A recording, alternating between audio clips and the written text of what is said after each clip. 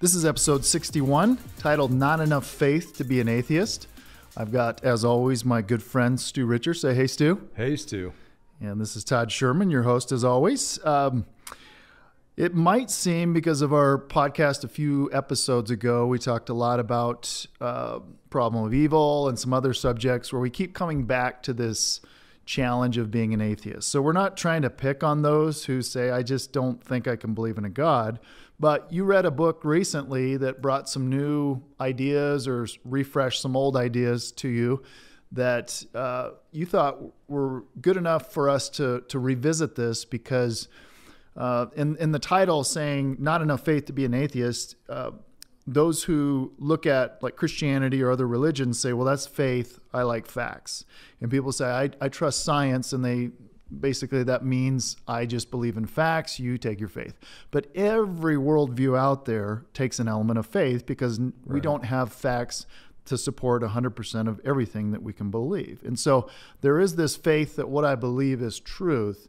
And as you start to dissect the atheistic worldview, you come to find that it takes a lot of faith to believe some of these things, because they couldn't have just happened through time and chance. And so we found, or you found some more. You're going to be doing a lot of the heavy lifting on this, because I haven't read that book yet. I know this is your wheelhouse too, your passion. I mean, I love science and I've learned a lot through the years, but not to the extent you have. So this will be more of a Q&A time, like what are some nuggets you pulled out of this book? And the book that we're referring to is called The Return of the God Hypothesis. What does that mean? Why does he call it that? Well, the book actually was a gift to me from my beautiful wife, Mary, who is with us in the studio today. Hi, Mary. Hi, Mary. And it was a book I got on Christmas Day, and it's called The Return of the God Hypothesis by Stephen Meyer. And that title actually comes from a conversation, apparently, between Napoleon, who's one of your favorite characters from history. Yeah. You know, he's got short man complex and put his hand inside How tall his was shirt. He? I think they think he was probably really about 5'2" to 5'4" or something. They don't know. You know, I don't know. Why did he put his hand? I don't know if I ever heard why he put because his hand in his hands are very difficult to draw, apparently, as an artist. They're one of the most challenging things to draw. So it eliminates the need to draw a hand. So he didn't walk around all the time leading with his hand. It was just all the portraits. They were just difficult to draw. I don't think I had heard that. Yeah. Learn something new every day, Steve. But what happens is in the early 1800s, so let me go back a little bit before that. So from about 1500 to 1750, science was pretty much focused in one center and place in the world, and it was in medieval Europe. Almost all of the major scientists came from that region and that time. And they all came to this area called science, because it used to be called natural philosophy before that, because they realized if we were put here by an intelligent creator, and he gave us minds like his to work on things and think, and he put order and symmetry in this universe for us to find, then we should get about the business of finding out these laws. And they also had to believe that there was a God who wasn't tricking us. You know, that laws didn't change every 10 seconds. The law of gravity works this time, but not that time. And like you were mentioned earlier, atheists have a lot of faith in the sense that when I get on a plane, I have faith that the guy in the front of it knows what he's doing, because I've never seen his credentials. I don't know if he's a real pilot. I don't know if he's certified. Or she. Come on, Stu. I know. And I don't have, so we have to have a lot of faith in the world around us, because I ask my students, you know, they say, oh, I only believe in things I can see. Well, have you ever seen your own brain? No, none of us has, unless you've really had a bad accident.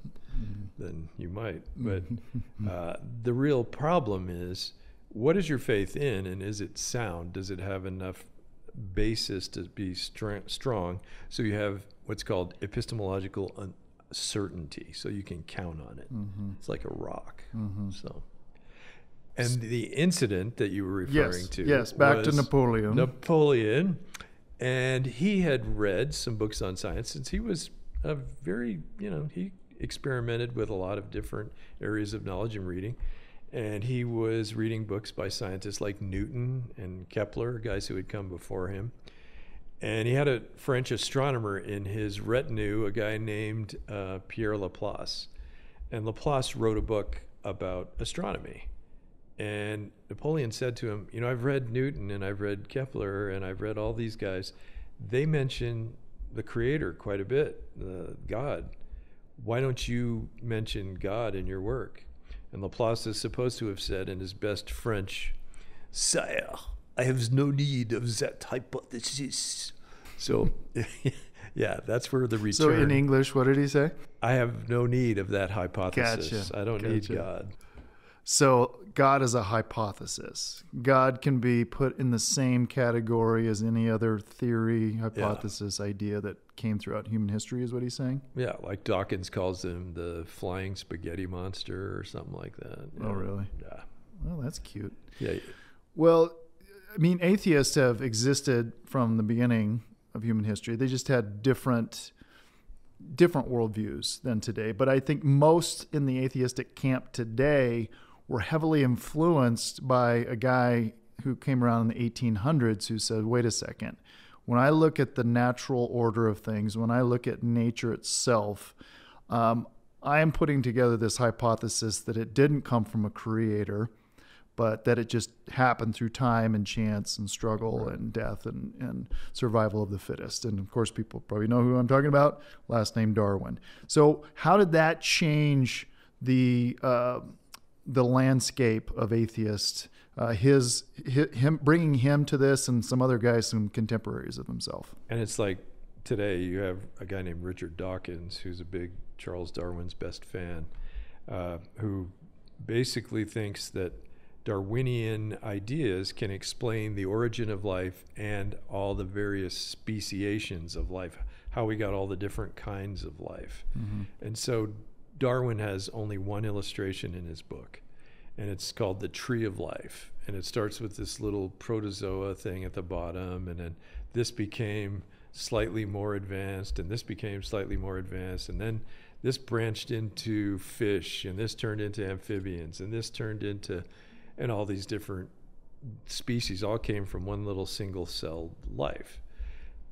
There's a lot of problems with that now that we know of, because it doesn't really work that way in the fossil record. Mm-hmm. Darwin did this in the 1850s, and he said, I believe that geologists will come along and fill in my theory and find all these things that are the missing links that we talk about. And if they don't, then my theory's absolutely bogus. But people forget that he said that. Yeah, and now we found that the tree of life isn't the right analogy or metaphor. Mm-hmm. It's more like the lawn of life. All these little things come into existence and they turn into just themselves or something slightly close to it, and then they disappear. So it's like grass. Yeah. And we found this in things like the Cambrian explosion, where suddenly 14 of the major phyla suddenly appear in the rock record. Yeah. It's boom, there they are. And when you do see like the grass splintering, it doesn't turn into different grass. It's the same species. Right. So we have all sorts of different dogs, but they're still dogs. Cats, but they're still amazing cats. Same kind, as the Bible calls. That's what the Bible says. They will reproduce after their own kind. And so the geology supports the Christian worldview that, yes, all these species do adapt. And it's Darwin's finches. Again, he's like, I see these finches, some with long beaks, some with short beaks. Right. Well, depending on the seasons and the weather, and there was a long drought, and then there was a lot of rain. The ones with beaks, longer beaks, made it well. They reproduced more in that kind, so you saw a lot more birds with longer beaks. But then when they couldn't do it anymore, then the short beaks. So they didn't change from a bird to hippopotamus. Right. They just had some adaptations within even just the finch. It wasn't like they turned into a parakeet either. They were just a different looking finch. And the other part to this that people forget is called regression to the mean. Mm-hmm. You don't see finches walking around with 6-foot beaks nowadays, right? Yeah. I mean, it would be hard to fly. So when the rain comes back, the beaks regress. Mm-hmm. It's like all those little pieces, they adapt for a time to survive, But then they go back to the mean, to the regular kind. And it's the same with humans. They're like, well, how can all humans come from just one? That's ludicrous. It's like, well, no matter what worldview you believe in, you have to believe in that. Whether it's the final monkey that got cooked enough, both male and female, to start reproducing to become Homo sapiens, they still came from just that too. And of course, we talked about mitochondria going back to one woman and so on and so forth. But if you look at it, and again, I don't want to get too off of the path here, but you look at racism and all the stuff going on today, it's like, we're just one race. It's the human race. And you have different people groups. And so those with darker complexion can handle the heat and the sun, and so they gravitated towards there, and then they reproduce similar, pigmentation and all that. So they survive better there, where people who are really pale skinned can do better up in Iceland and Scandinavian countries. And so you see more of them because they don't need as much sunlight. And so you set all these people groups, and then, having more children like themselves over centuries. Now it seems like, oh, we're different races. No, we're still one race. It's just you have all these different people groups. Unless you don't see 50-foot tall people walking around. It's not like we're just getting bigger and bigger and bigger. Yeah. So that is like a flaw in Darwinian theory that people forget about. Yeah. But you do see groups of people that are by and large taller, where other groups are shorter, and it does have something to do with their environment too, like who survive better and then reproduce because they survive better because they're tall in this climate or whatever. Right. And so you do see some of that. It's not 100%, but again, that doesn't prove that we change into complete different species. Right.